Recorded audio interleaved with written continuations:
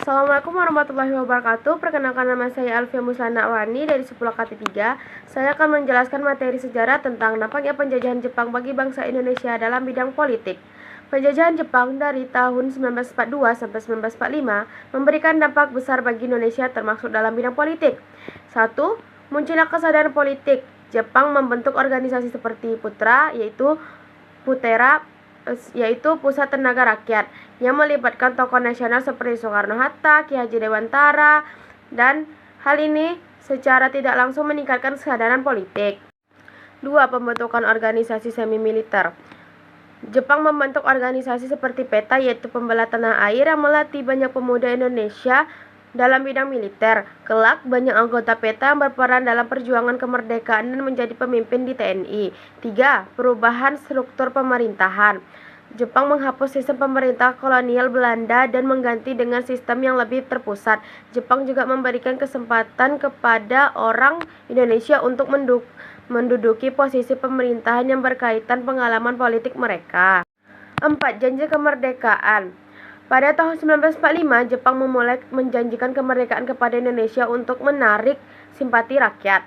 Pada 1 Maret 1945, Jepang membentuk BPUPKI, yaitu Badan Penyelidikan Usaha-Usaha Persiapan Kemerdekaan Indonesia, yang bertugas merancang dasar negara dan persiapan kemerdekaan.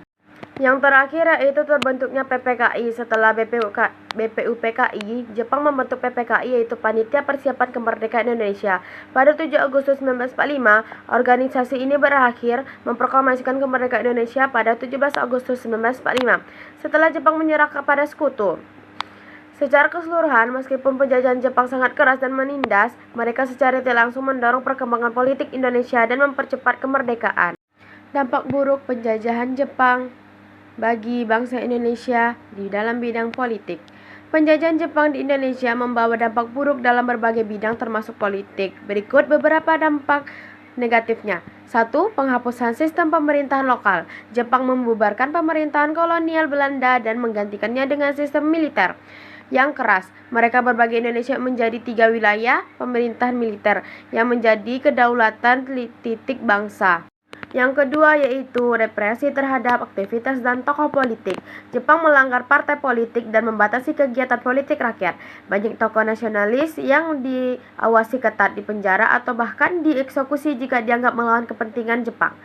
Yang ketiga adalah eksploitasi rakyat melalui organisasi propaganda. Jepang membentuk organisasi seperti Putra, yaitu Pusat Tenaga Rakyat, dan Jawa Hokokai yang sebenarnya lebih banyak dimanfaatkan untuk kepentingan para penjajah daripada perjuangan politik Indonesia. Yang keempat yaitu doktrin dan propaganda Jepang. Jepang menggunakan propaganda untuk menanamkan ideologi Asia Timur Raya yang bertujuan membuat Indonesia tunduk pada kekuasaan Jepang. Ini membentuk pola pikir yang menghambat kesadaran politik rakyat. Yang kelima yaitu militerisasi politik. Jepang membentuk organisasi semi-militer seperti PETA dan HIAO. Meskipun akhirnya bermanfaat bagi perjuangan kemerdekaan, pada awalnya organisasi ini lebih dimaksud untuk kepentingan militer Jepang daripada politik Indonesia. Yang keenam yaitu ketidakstabilitas politik pasca Jepang. Setelah Jepang menyerah pada tahun 1945, Indonesia mengalami kekosongan kekuasaan yang menimbulkan ketidakpastian politik. Hal ini berkontribusi pada terjadinya konflik internal dan perjuangan pertahanan kemerdekaan dari Belanda yang kembali ingin berkuasa.